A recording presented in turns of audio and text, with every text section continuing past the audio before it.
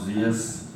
Siendo las 10 horas con 31 minutos del día 13 de marzo del año 2020, da inicio a la sesión pública de resolución ordinaria del Pleno del Tribunal Estatal Electoral de Guanajuato, convocada para esta fecha conforme al orden del día y aviso publicado previamente en los estrados de este órgano jurisdiccional.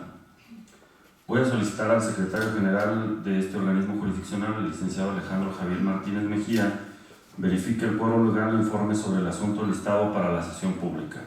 Con tu permiso, señor presidente, se hace constar que se encuentra presente las magistradas y el magistrado integrante del Pleno y en consecuencia existe quórum para sesionar válidamente. Asimismo, le informo que será materia de resolución un expediente correspondiente a un juicio para la protección de los derechos políticos electorales ciudadanos con la clave de identificación y partes precisadas en el aviso fijado en los estrados de este tribunal. Señores magistrados, someto a su consideración el asunto listado para esta sesión pública. Si están de acuerdo, sírvanse a manifestar en votación económica, solicitando al secretario general de este organismo electoral informe sobre el resultado de esta. Le informo, señor presidente, que el asunto listado fue aprobado por unanimidad de votos de la magistrada y el magistrado presente. Muchas gracias, secretario. A continuación tiene el uso de la voz la magistrada Yari Zapata López para dar cuenta del proyecto que la ponencia a su cargo somete a consideración del Pleno. Gracias, presidente. Buen día. Para solicitarle al secretario coordinador, al licenciado José Israel Martínez Vidal, proceda a dar cuenta del proyecto de resolución que somete la ponencia a mi cargo a la consideración de este Pleno. A su autorización, Estado presidente y magistrado superior supremo. Doy cuenta que el proyecto de resolución correspondiente al juicio para la protección de los derechos políticos electorales del ciudadano, número TEC-JPDC-05/2020, interpuesto por Carlos Alfredo Marroquín Fuentes, en contra del acuerdo del 24 de enero de 2020, emitido por la Comisión Nacional de Honestidad y Justicia de Morena, en el que se desestimó la solicitud de diferir la audiencia de conciliación, prueba y alegatos. La ponencia propone revocar el auto recurrido por vulnerar los artículos 14 y 16 de la Constitución Política de los Estados Unidos Mexicanos, al no estar debidamente fundado y motivado, por lo que no existe prueba que desvirtúe el contenido de la constancia médica, debe justificarse la inexistencia de quejoso a la audiencia y señalar nueva fecha. Es la cuenta, señoras magistradas y señor magistrado. Gracias, señor secretario. Señoras magistradas, someto a su consideración el proyecto de la cuenta. Si hay alguna intervención por parte de ustedes, lo hagan valer en este momento. Adelante, magistrada, tiene el uso de la voz. Muchas gracias, señor presidente. Con el debido respeto, me permito disentir del proyecto que en esta ocasión se somete a consideración del Pleno. Pues, en mi opinión, este tribunal está legalmente impedido para estudiar los motivos de inconformidad que Carlos Alfredo Marroquín Fuentes hizo valer, porque el acuerdo que destacadamente combaten a fin de que tenga por justificada su inasistencia a la audiencia de conciliación, pruebas y alegatos dentro del procedimiento CNHJ-GTO-015/19 y del que derivan las demás violaciones reclamadas, es un acto intraprocesal que carece de definitividad y firmeza en sentido material, ya que hasta este momento no le causa algún perjuicio al accionante que no pueda ser reparado en la sentencia que en su momento se emita en la instancia intrapartidaria. Al respecto, la Sala Superior ya ha establecido en la jurisprudencia obligatoria 1/2004 de rubro actos procedimentales en el contencioso electoral. Solo pueden ser combatidos en el juicio de revisión constitucional electoral a través de la impugnación a la sentencia definitiva o resolución que ponga fin al procedimiento. Que por regla general los actos intrapartidarios solo se pueden combatir como violaciones procesales a través de impugnaciones que se formulen en contra de la sentencia definitiva dictada en la instancia correspondiente, ya que al tratarse de actos preparatorios únicamente sufren efectos inmediatos al interior del procedimiento al que pertenecen, y estos efectos no producen realmente una afectación en el acervo sustancial de la parte inconforme. Por lo anterior, y sin desconocer que de conformidad con la jurisprudencia 1/10 de rubro procedimiento administrativo sancionador, el acuerdo de inicio y emplazamiento por excepción es definitivo para la procedencia del medio de impugnación previsto en la legislación aplicable. Hasta aquí el texto. Y excepcionalmente, los actos intraprocesales pueden considerarse definitivos formal y materialmente para hacer procedente el medio de impugnación previsto en la normativa aplicable, cuando puedan limitar o prohibir de manera irreparable el ejercicio de prerrogativas o derechos político-electorales de la parte accionante, lo que en la especie evidentemente no acontece, pues las violaciones reclamadas son estrictamente intraprocesales y no trascienden a ningún derecho sustantivo o prerrogativa del actor. Por tanto, si el actor busca contravenir las irregularidades que ahora plantea, deberá esperar hasta que la Comisión Nacional de Honestidad y Justicia de Morena emita la resolución final que corresponda, pues es hasta ese momento cuando podrá apreciarse la influencia de las violaciones procesales que ahora el actor alega, para advertir si efectivamente afectaron de manera decisiva sus derechos. De ahí que yo aparte de manera respetuosa de la propuesta planteada. Es cuanto, magistrado presidente. Gracias, señora magistrada.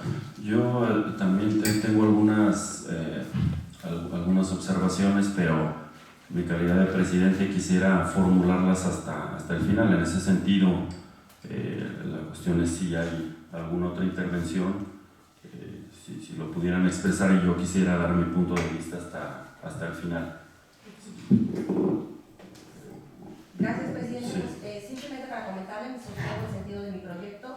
Entiendo los argumentos planteados por la magistrada Dolores López Loza, pero no los comparto. Insisto en el sentido de mi proyecto, basándome pues en el hecho de que la Suprema Corte de Justicia de la Nación ha señalado que el núcleo duro del debido proceso se compone de los siguientes derechos, entre otros, la oportunidad de ofrecer y desahogar las pruebas en las que se finque la defensa. En mi opinión, el acto que se pretende combatir intrapartidista no tiene otro medio de defensa, por lo cual sostengo que se debe sostengo que se debe de revocar el acuerdo que está combatiendo el quejoso, y bueno, me sostengo en el sentido de mi proyecto, presidente. Sí. Bueno, si no hay alguna otra intervención, quisiera hacer yo algunas precisiones. De entrada, creo que la exposición que ha hecho la magistrada López Loza, o sea, hago míos los argumentos que ella expone, porque por anticipado menciono que obviamente también de manera muy respetuosa en esta oportunidad voy en contra del proyecto, y quiero expresar algunas situaciones que creo que son muy convenientes. De entrada, lo que debemos de establecer es que los procedimientos vinculados a la materia electoral obviamente son sui generis. Tal vez lo que debemos de señalar es que prácticamente en materia electoral no mantenemos rezago, y además nosotros tenemos que ir moldeando una serie de principios de acuerdo a los plazos tan breves que tenemos. O sea, prácticamente nosotros tenemos 25 o 30 días para resolver, y las instituciones que se deriven de carácter procesal deben de quedar moldeadas de acuerdo a esos parámetros o a esas bases que estoy planteando de inicio. En ese sentido, creo que el acto que se impugna en esta oportunidad, desde mi perspectiva, no equivale a una violación de carácter sustantivo. Es una resolución de tipo intermedio que no le repara un daño sustantivo al impetrante. Y obviamente también lo que debemos decir es la clasificación que existe en base a la determinancia, si es formal o es material, que no voy a exponer en este momento, pero Lo único que podemos detectar del acto es que encontramos una determinancia de carácter formal, pero no material, porque obviamente el impetrante tiene esa oportunidad de combatirlo en la resolución definitiva, y para ello incluso ya la magistrada López Loza había mencionado una jurisprudencia que es de carácter digamos obligatorio para los órganos jurisdiccionales, que incluso data desde el año 2004, que el rubro ya lo mencionaba, y actos procedimentales en el contencioso electoral solo pueden ser combatidos en el juicio de revisión constitucional electoral a través de la impugnación a la sentencia definitiva o resolución que ponga fin al procedimiento.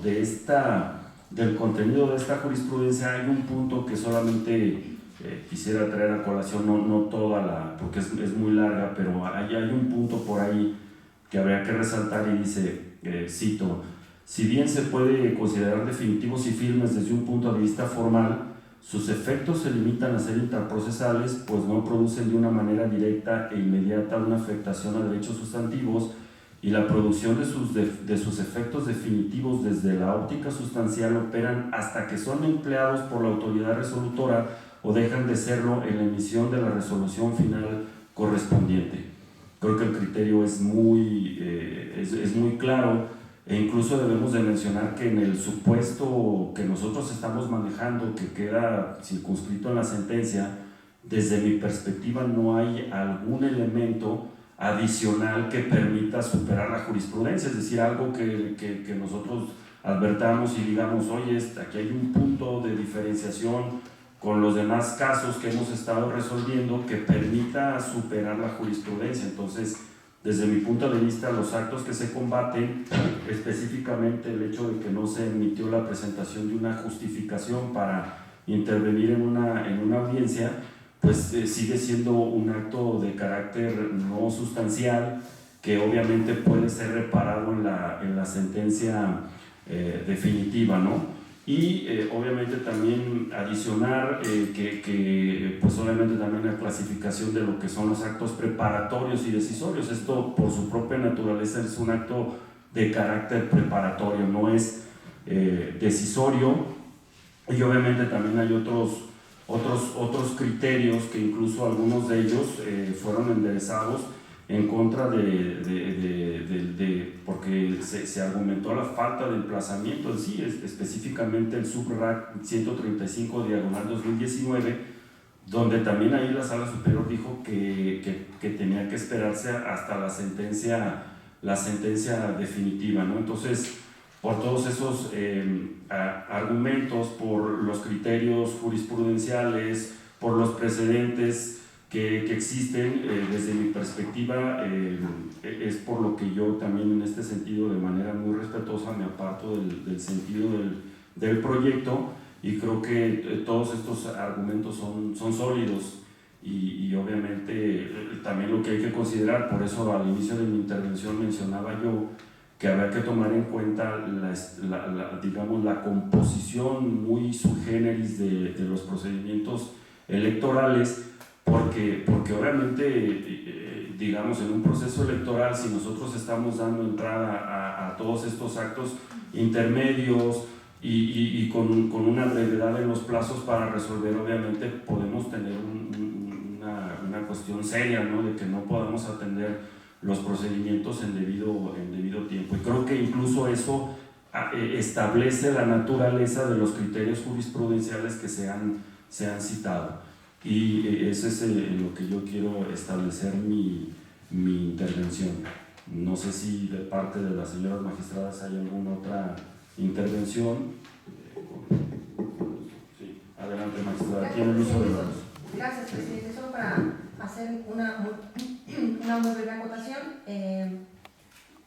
hacer la precisión de que la Comisión Nacional del Partido Morena no fundó ni motivó su auto. Sí hubo una justificación por una cuestión médica, no se tiene por justificada esta situación, y no funda ni motiva su auto. Por eso insisto, considero que es importante el mantener o garantizarle al quejoso, aun y cuando sea un acto intrapartidista, efectivamente no hay una resolución definitiva, no ha habido fin a este procedimiento intrapartidista, pero insisto, creo que la oportunidad de ofrecer y desahogar las pruebas es vital en este sistema democrático mexicano. Serían mis únicas precisiones, presidente. Gracias. ¿Alguna otra intervención? Adelante, señor magistrado.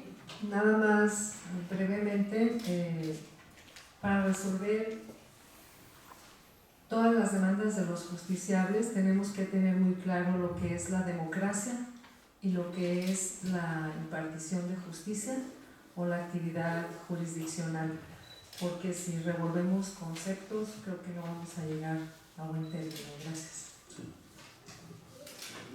Como no hay más intervenciones, solicito al secretario general se sirva a tomar la votación del proyecto. Consultación, magistrado presidente. Magistrado Gerardo Rafael Sola Silva. En contra del proyecto. Magistrada María Dolores López. En contra del proyecto. Magistrada Yaris Zapata López. Con mi proyecto. Magistrado presidente, le informo que el proyecto de la cuenta fue votado en contra por parte de la magistrada María Dolores López Loza y usted, magistrado presidente, con un voto a favor de la magistrada Yaris Zapata López. Muchas gracias, señor secretario. En consecuencia, en virtud de que el proyecto de resolución fue rechazado por la mayoría de los integrantes del Pleno, con fundamento en el artículo 19, fracción octava del Reglamento Interior del Tribunal Estatal Electoral de Guanajuato, se establece reenviar el proyecto. Aquí quiero hacer una acotación. Establece la fracción del artículo 19 que corresponde al proyecto determinado. Entonces, prácticamente lo que debemos de plantear también es un turno para las cuestiones de los reenvíos, y en este caso, si la magistrada López Loza no tiene objeción, iniciaríamos el turno por el orden ascendente, que sería la primera ponencia. Si no tiene inconveniente, que el asunto sea retornado a su ponencia para que reformule el proyecto en los términos de que va la votación en contra. Estoy de acuerdo, inicio turno. Ok. Entonces, una vez que se ha establecido esa situación, el presente asunto se turnaría a la ponencia a cargo de la magistrada López Loza para la emisión del nuevo proyecto de resolución, que deberá señalar el sentido, los argumentos y consideraciones jurídicas expuestas en la presente sesión de Pleno, ordenando engrosar el proyecto y el voto particular en su caso si la magistrada Yaris Zapata López emite su voto particular. Entonces, señoras magistradas, al haberse agotado el análisis y resolución del asunto listado para esta sesión pública, siendo las 10 horas con 47 minutos del día 13 de marzo del año 2020, se da por terminada la misma. Muchas gracias y buenos días.